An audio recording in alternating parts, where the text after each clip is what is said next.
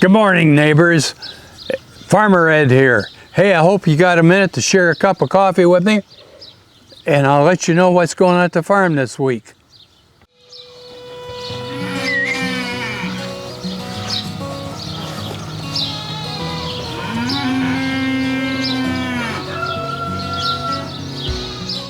Good morning. I'm Farmer Ed from Peacock Family Farm, and I'm here with my co-host, Christian. Good morning. And, how's things going with you today, Christian? Everything's good. You're Recovering. getting over your neck surgery? Recovering. It's coming and out good? Went to the doctor. He said I need to start stretching more and working with those sheep more. So that's good news, right? Well, you know, I'm going in next week for my Are second you? back surgery. We got the same surgeon. Ain't that crazy, folks? We're keeping him in business. We're trying to get a discount. So, Farmer Ed, we've been getting a lot of questions about your history, so I wanted to explore kind of your background, and I wanted to start from the beginning. So, where were you born at? Oh, my goodness. People really want to know They do. that much about me. They do. Well, I was born in 1941, Three Rivers, Michigan, a small hospital, and raised on an 80-acre farm. Had a great family. I was so lucky that I had the parents, and we had a farm, great life. I had 2 brothers and a sister. There were 4 of us. My brother Ron was 2 years younger. I was the oldest. Ron was 2 years younger. And then Susie, my sister, was 2 years younger than him, 4 years younger than me. And then my little brother John, he was 12 years younger. So Oh, wow, that's a big he difference. came along late. So that's See, what. I'm the baby of the family, so Are you we're really? we're opposites on that. Now, how many brothers and sisters do you have? I have one brother, and I have one sister, both older than me. My brother's about 2 years older than me, and my sister's about 10 years. So 10 years older. Ah. Do they still live in the area? they do. Thankfully, they're about 20 minutes away. I have some nieces and nephews, and they're an important part of my life. So Well, I'm very grateful for that. good. Yeah, there's nothing like family. Well, I'll tell you, I don't know how my dad did it. We had that 80-acre farm. He worked in a paper mill. 7 days a week that mill ran. Oh, wow. And he milked cows. We had 7 to 10 milk cows and raised enough corn to feed them cows. And how he kept it all together is beyond me. What else did you have on the farm? We had some pigs and chickens. You know, the old farms, right? Well, you had a little bit. Mainly it was to raise your own food. Right. Be And, self-sustainable. We would, Mom and Dad went through the Depression, and that was a huge mark on their life, something Dad used Right. to talk about all the time. And his thing was, you kids will never be out of food. It was, they would can, and that basement would be totally full of food. All 4 walls. I remember when they passed away, we had to get that old food out of there. Oh, man. But his thing was, he had some hungry days when he was a kid through the Depression.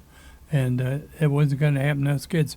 Christian, it was so bad, when we ran out of steak, he would go butcher another cow. Oh, gosh. We had hamburger left, but he says, we're going to eat steak. So he was that way. So did your mother do all the canning? Oh, yeah. Mom was a full-time farm wife and canned her and my grandma, and we'd butcher our own cows and pigs. I remember particularly butchering pigs. It's funny now when people go to, they got to go to the slaughterhouse. Right. Well, back then, all the neighbors would get together and we had butchering day. And the neighbors would bring over 1 or 2 pigs, and we would butcher them pigs. Mom and Dad would be in scraping the guts. What were they and- trying to get off? Well, guts? you know what's inside of guts. No. Huh? No. Well, It's the brown stuff that comes out the back. Oh, I end of a got you. I cow. thought they were in there They would scraping it, clean- trying to get They would some. clean the guts, and they use that for stuffing on the sausage. Dad Okay. used to That makes say, sense. "We use everything but the squeal on a hog." But then I went to one-room school, Christian. It was a lot like our school we have here. The schoolhouse, yeah. Yeah. School wasn't a happy time for me. Why's that? Oh, I've learned since then I have dyslexia. But back then, they didn't know what dyslexia was. And he was kind of labeled as a retard. I was called all kinds of names because I struggled reading. That definitely had to be hard. And you go to a one-room school, and the way it worked, the teacher would call you up. Like, okay, first graders come up front, you get your book out, and everybody would read a little bit out loud. And the whole school would be there listening. And the more I struggled reading, I'd get nervous, and I'd choke up. It was very uncomfortable. And it was... When I was in school, they made us read aloud, and I would count the people in front of me, and then try to figure out, okay, this is the paragraph I'm gonna read, and yeah. I would rehearse it. I'd just go over and over it, and then usually I was off, so I'd have to read a different paragraph. But I always try to be prepared for that. That's why you, as a 4-point student, Uh, you could figure that out. Well, yeah, school wasn't fun. And to make it worse, my brother Ron, when he went to kindergarten, he was the only kindergartner. So he didn't have kindergarten. He went right into the first grade to be with other students. And I remember one time, I can see this, Christian, like it was today. I was up front, and the teacher, she had the reputation of never failing anyone. That was the thing. She was such a good teacher that she never held anyone back. But anyhow, we're up front, and she would put me. Now my sister I'm in the 3rd or 4th grade, yeah. and my sister was reading kindergarten. Because I was struggling, she put me with the kindergartners, and I remember my sister read her part just flawless, read right through it like she was a real good student. And I did my piece, and I struggled. And the teacher says, "Now, Ed, why can't you be as good as your sister?" That had to be hard. Oh, it was just like, I still remember it. It really affected my whole life. This dyslexia thing has been a big deal to me. But we got through it. Then when I started, I think it was in the 4th grade, my mom realized how much I hated school. Yeah. And my mom was so good. She would sit on the couch with me and read and help me, and I just couldn't figure it out. Dyslexia is when you turn letters around. Right. You'll see you sometimes turn a whole word around. But so when I was in the 4th grade, Mom realized there was a problem. The teacher wouldn't hold me back. So she sent me to another school, Mendon, rode a bus there, 4th and 5th grade, and got away from that teacher. It was still a struggle, but it seemed to be Was better. it still a one-room school? No, house, or- Mendon was a normal school. It was a elementary school, and it was with other kids, and it kind of took me out of that atmosphere. Then the schools, 3 school districts joined. So there was 3 one-room schools. And then it was kind of like where they would have a couple classes in one school, and more like today, Yeah. elementary, Mhm. and then Middle school. And they would do a middle school, and it was more like that. And that was easier. And I came back, and so now I was held back my brother skipped a year, so him and I are in the same grade. And, that caused some competition that probably wasn't necessary, but I was a little more mature than the other kids, and he was a little not quite so mature, so he was always getting in trouble. So that worked out. But When I was in high school, I was a freshman, and my brother was a senior, and he was the drum major of the band. So he definitely took advantage of that to boss me around. So I get having a sibling really close to you in school, the difficulty of that. yeah, it's that was a challenge. School was never fun. But then we went 6th, 7th, and 8th in those three schools. So we had different teachers and different classes, and that seemed to work out better, but it was still a struggle. I mean, I can't tell you, when I would get papers back, you would do your homework, and it just came back with, they might as well took a red bucket of paint and threw on it, because Oh my gosh. there was all these marks of spelling What was wrong, wrong? and math is the same thing. They give you a column of numbers to add up, right? Right. You just got to turn around a 23 and make it a 32, and You're in trouble. you're in trouble. You didn't pass the grade, so school was trouble. But then got through that, went to high school, and that was a whole different thing. I probably would have been a dropout in school if it wasn't for football.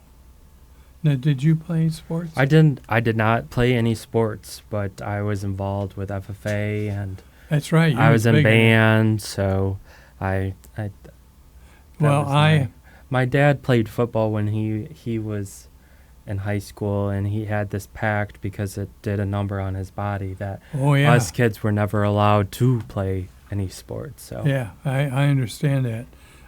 But football kept me in school.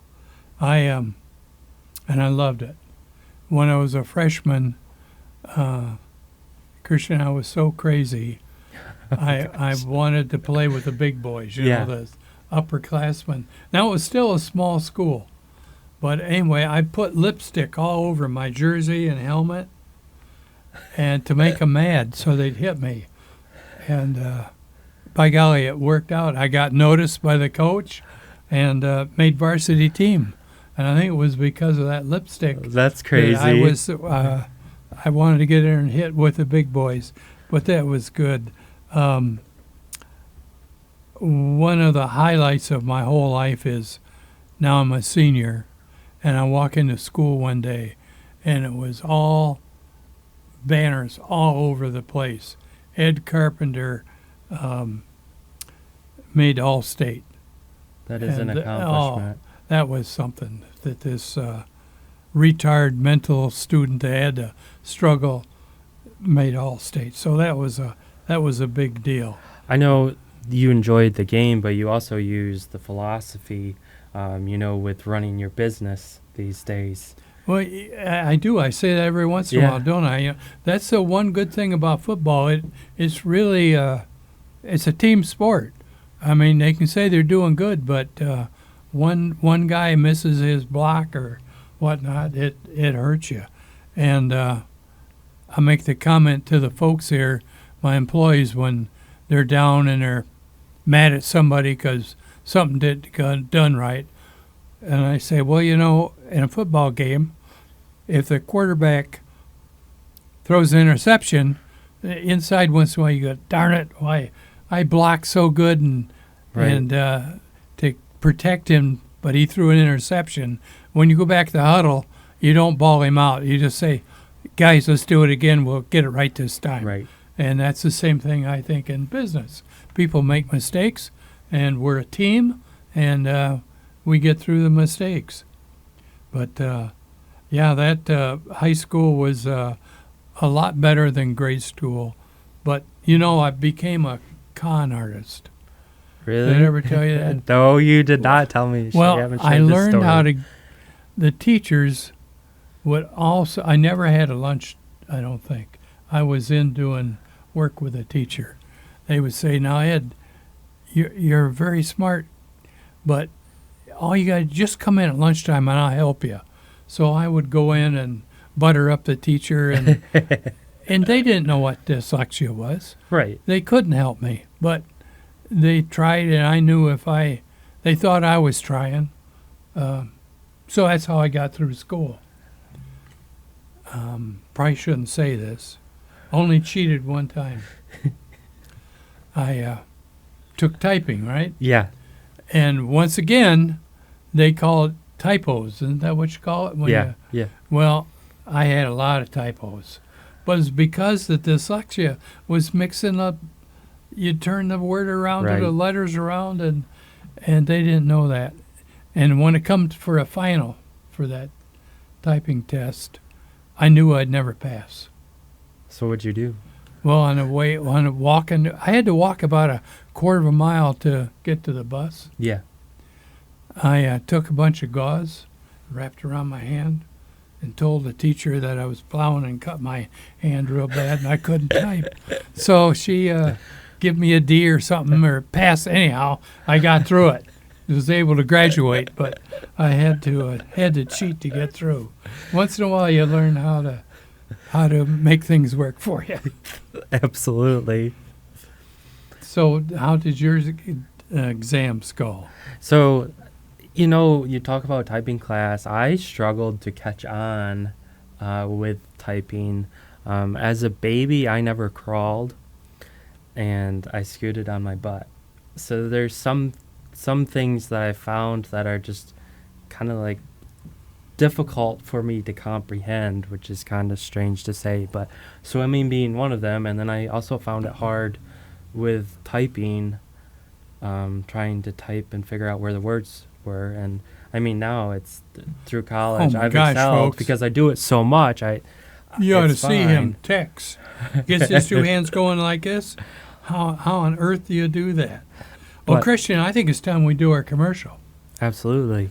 Do you want to do it or you want me to? You go ahead. Well, cups, guys. We got another cup this week from Dull's Christmas Tree Farm. These folks I know, they're in Indiana, and they got a beautiful farm. Kind of crazy. Established in 1985, same year I bought my farm. So they're a very successful tree farm just outside of Indianapolis. Every once in a while, the associations will visit their farm. So don't forget, send us a cup, and we'll send you back a peacock cup. I'm just really looking forward to it. So send them cups in, guys. We need more cups.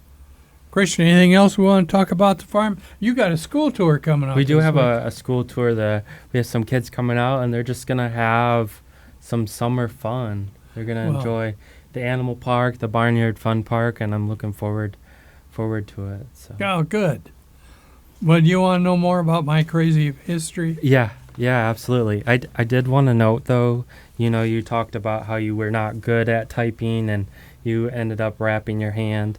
Well, I was really smart in school. I got really good grades. You still are smart. I had to work for it, but because I was so good, they had this program in the typing class, the computer class, for advanced kids to take. Now, I was not advanced at the computer and the typing, but since I had the grades, they put me on it.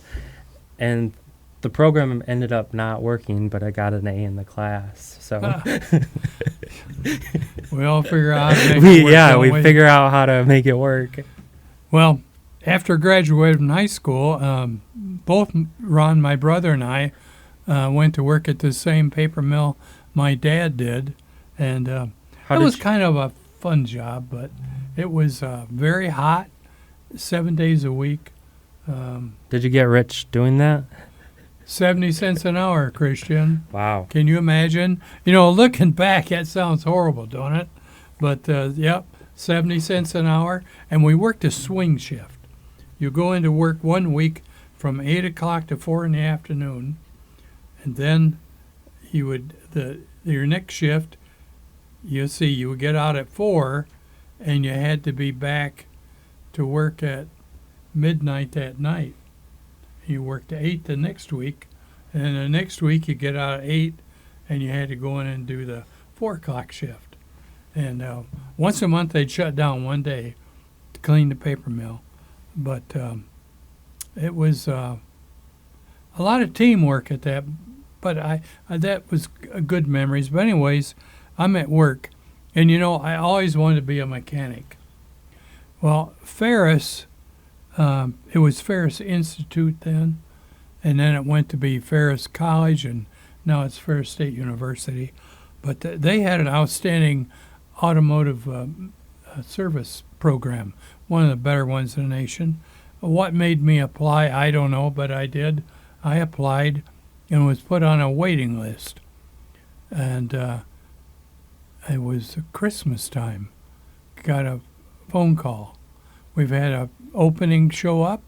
If you'd like to be up here like the 1st of February, I mean, I had like 2 weeks to get ready Yeah.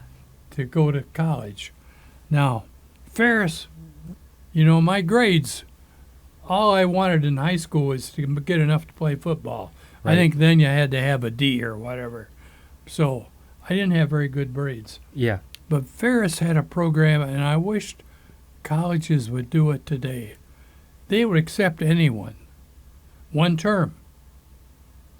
I mean, if you had your high school diploma, even if you did not have a high school diploma, they would let you. They had a program to finish your diploma, and regardless of your grades, you could. They would accept you, but you had to prove you had one term. I remember the first day I'm in there, we're sitting in these chairs, and the professor says, "Okay, guys, look at the guy on each side of you. They won't be here at the end of the term." And that was true. We started out with about 50 that first term, and I think we ended up with 20. Wow. So, but at least you had a chance to go to school. Right. And I loved it. I loved college. It was, it made sense, I was learning how to fix cars. And Spoke your language. kind of crazy, Christian, I got on a dean's list. Really? Yeah, can you believe that? That is an Barely got through accomplishment. high school, went to college, and got on our dean's list. But once again, football showed up. I was in a 2-year program, so I'd already been to school for 1 semester, 2 semesters. And I went down, seen a football coach, said, "Hey, I'd like to play football." And he said, "Well, what'd you do?" I said, "Well, I'm a lineman, but I made All-State." So anyways, I made the Ferris football team, but I dropped out. It's one of the things I regret doing, but probably was for the best. I was only going to be there for another year. Right. So at most I'd have 2 seasons with the team. And it was fun in high school. They had these big bags, and the kids would get behind them and hold them. And I'd love to hit that bag hard enough to knock the kid over behind it. I go to college, I'm the kid getting knocked over. It was a whole different deal. So anyways, I thought, I love school. I had to work harder than the other kids to get through, so I dropped out of football. And Now you've shared with me that the president of the college was pretty strict. yeah, Ferris, there was no games. I come back to Lansing and watch the kids at MSU, and that didn't happen. Every weekend, Sunday night, you go by and there'd be all these boxes and suitcases on the porch of the dorm. And they had people that read the newspaper. If the kids went home, got in trouble drinking, when they got back to school, their stuff was on the porch. It was a whole different deal. But I loved the automotive part of it. And then once again, my dyslexia got in the way. I never forget. It was the last semester, Yeah. and they had me write out a, I don't know what it was, a paper. I had to Yeah. write a paper. And the dean of the automotive department calls me in and says, Ed, how did you get through our program? You can't spell. Well, I looked at him, I said, you never asked me to. All of your tests were true and false. Wow. So I got clear through their program, and they were very embarrassed. They were in the business. I wanted my own business. Yeah. When I was a kid, we had a neighbor down the road that used to fix tractors and do some welding.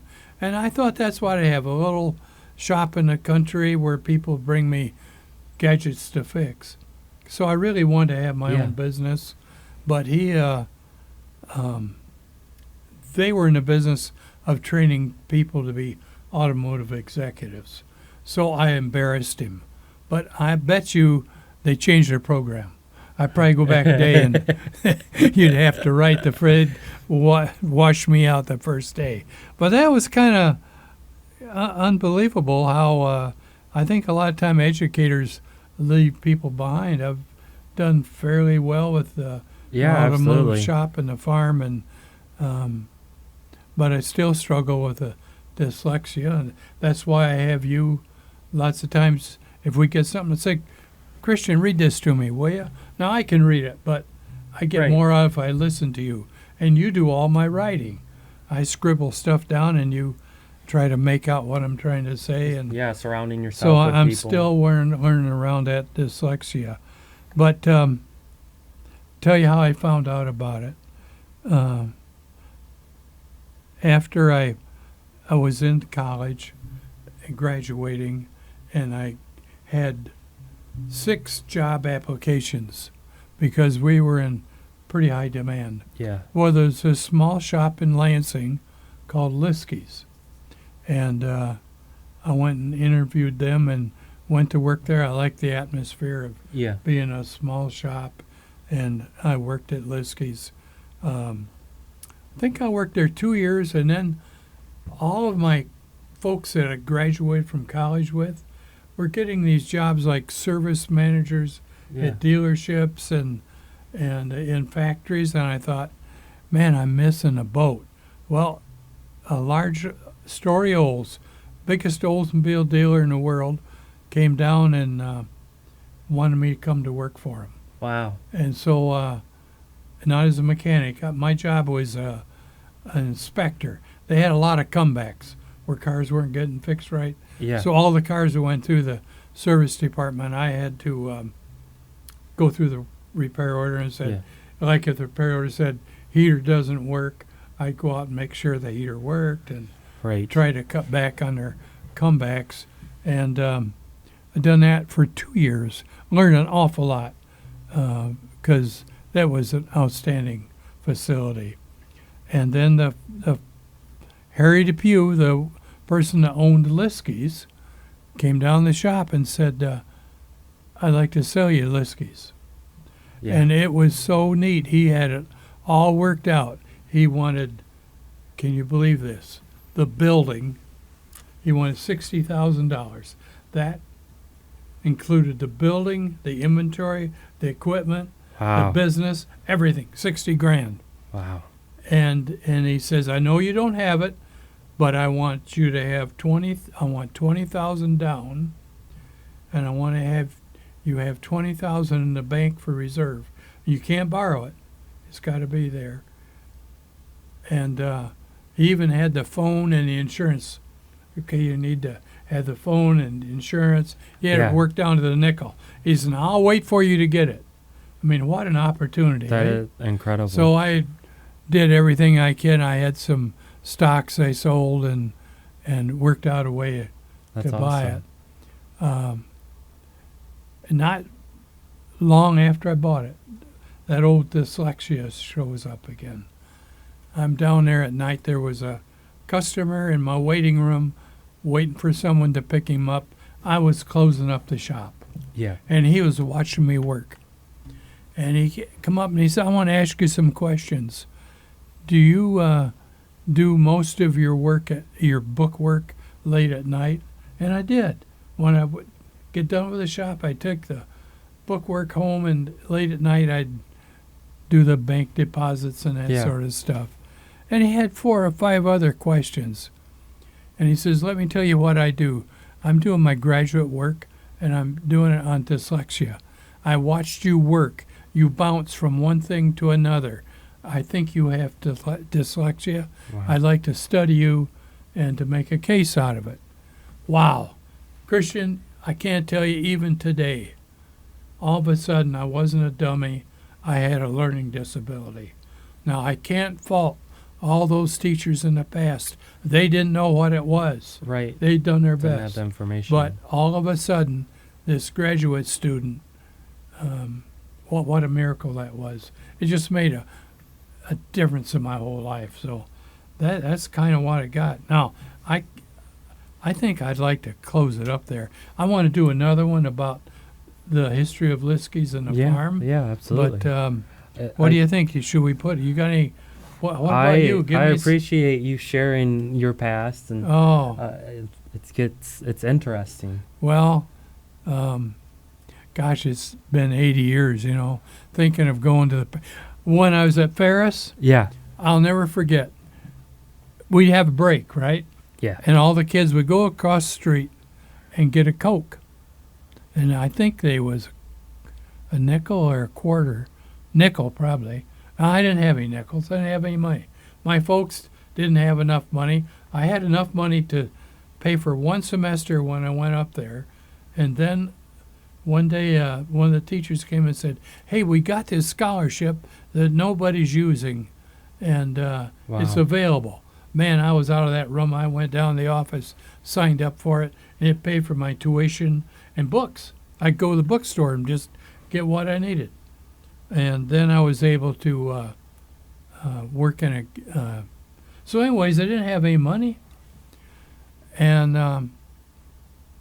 I went to the John Deere dealership, tractor dealership, and said, I'm going to college, and I came from a farm. Is there any farmers around that would be hiring people? And they said, well, there's this one guy, Mr. Green. He's outside of town. Now, he's ornery. Nobody will work for him, but he's always looking for help. So I went right over there, 50 cents an hour, and me and him got on good. I think he respected me because as a college kid Right, trying to work through, and I've cleaned calf pens and a lot of all my life. It was nothing terrible, but Right. 50 cents an hour, and then I could go back and get a Coke with the guys. Worth it. But you know what? Something else happened, and it spoilt me today. This gal was pretty cute at where we got the Cokes, and everybody tip her, right? Yeah, Well, one day I'm at the gas station, yeah. working a midnight shift gas station, and she pulls up, raining like the dickens. She pulls up, rolls her window down about that far, and said, hands me 50 cents or something. I need a pack of Marlboros. And that spoilt me on tips. Here I am walking out in the rain and getting her cigarettes, and there was no tip when she left. So anyhow, it's a story that probably shouldn't talk about, but that's the way it was. But, here at the farm, Christian, we're in the business of making memories and renewing old ones. And what's your closing? Farmers feed our nutritional needs. Christmas tree farmers feed our souls. There you go, folks. Thanks for watching. Hope it wasn't too boring, and talk to you next week.